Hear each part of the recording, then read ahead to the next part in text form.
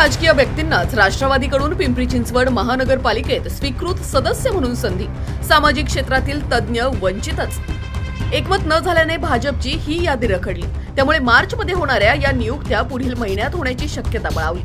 आपला आवाजचे संपादक उत्तम कुटे यांचा स्पेशल रिपोर्ट. पिंपरी चिंचवड महानगरपालिकेच्या यावर्षी 15 जानेवारीला झालेल्या सार्वत्रिक निवडणुकीत 128 नगरसेवक निवडून आले. आता तेथे 10 स्वीकृत सदस्य नियुक्तीची प्रक्रिया सुरू झाली आहे. संख्याबळानुसार सत्ताधारी भाजपाचे 7 तर प्रमुख विरोधी पक्ष राष्ट्रवादीचे 3 स्वीकृत नगरसेवक होणार आहेत. आपली ही नावे राष्ट्रवादीने आयुक्त श्रावण हर्डीकर यांना मंगळवारी 4 मार्च रोजी सादर करत भाजपावर आघाडी घेतली. दुसरीकडे एकमत न झाल्याने तसेच मोठी रस्सीखेच असल्याने भाजपची ही यादी रखडली आहे. त्यामुळे आयुक्तांनी दिलेल्या त्यांना ती देता आली नाही. त्यासाठी महिन्याची मुदत त्यांनी मंगळवारी आयुक्तांकडून मागून घेतली. परिणामी या महिन्याच्या 13 तारखेला होणारी ही नियुक्तीची घोषणा आता पुढील महिन्यापर्यंत लांबणीवर पडू शकते. दरम्यान जानेवारीत झालेल्या निवडणुकीमध्ये पराभूत झालेल्या दोघांसह 3ही राजकीय व्यक्तींनाच राष्ट्रवादीने स्वीकृत म्हणून संधी दिल्याने सामाजिक क्षेत्रातील जाणकार त्यापासून वंचितच राहिलेत. गेल्या टर्मला स्वीकृत सदस्यांची नावे देताना राष्ट्रवादीने उशीर केला होता. ते त्यांनी यावेळी टाळले. त्यांचे गटनेते व महापालिकेतील विरोधी पक्षनेते भाऊसाहेब भोईर यांनी आपल्या पक्षाच्या कोट्यातून सीमा साबळे, राजेंद्र जगताप, फजल शेख अशा तिघांची नावे आयुक्तांना दिली. त्यातून राष्ट्रवादीने सामाजिक समतोल राखण्याचा प्रयत्न केल्याचं दिसलं. आक्रमक, अभ्यासू, ज्येष्ठ माजी नगरसेविका सावळेंची पुन्हा सभागृहात एंट्री होणार असल्याने विरोधकांना व त्यातही राष्ट्रवादीला बळ मिळणार असून सत्ताधारी भाजपाला थोडं का होईना संघर्षाला तोंड द्यावे लागणार आहे. सावळेंचा प्रभाग 8 तर जगतापांचा प्रभाग 31 मध्ये जानेवारीतील निवडणुकीत पराभव झाला होता. मात्र त्यांना मागच्या दाराने पुन्हा नगरसेवक पक्षाने केले आहे.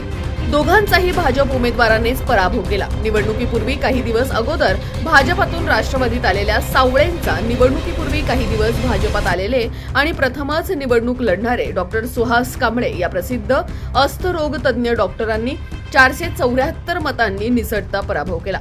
तर राजेंद्र जगताप यांना भाजपाचे ज्ञानेश्वर उर्फ माऊली जगताप यांनी 521 मतांनी मात दिली. राजेंद्र जगताप हे यापूर्वी नगरसेवक राहिलेले आहेत. तर स्वीकृत म्हणून राष्ट्रवादीने संधी दिलेली शेख हे त्यांचे शहर कार्याध्यक्ष आहेत. त्यांनी महापालिकेच्या शिक्षण मंडळाचे माजी सभापती म्हणून काम पाहिले आहे.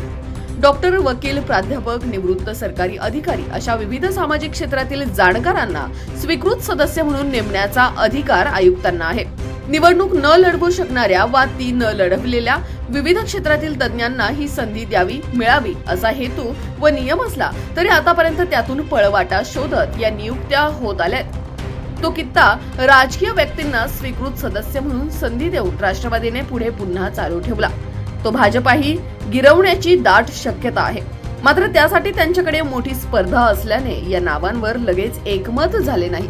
परिणामी त्यांचे गटनेते प्रशांत शितोळे यांनी आयुक्तांकडे त्यासाठी एप्रिल पर्यंतची मुदत मागवून घेतली.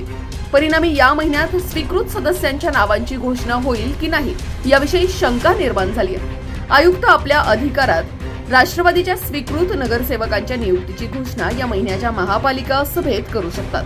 तसेच एकूण 10 सदस्य नियुक्त ते पुढील महिन्याच्या सभेतही करू शकतात, असे महापालिकेचे माजी नगर सचिव उल्हास जगताप यांनी आपल्या आवाजला सांगितले. विविध सामाजिक क्षेत्रातील तज्ज्ञांऐवजी राजकीय व्यक्तींनाच स्वीकृत सदस्य म्हणून संधी देणाऱ्या सर्वच राजकीय पक्षांच्या या कायद्यातील पळवाटीविषयी तुमचं काय मत आहे?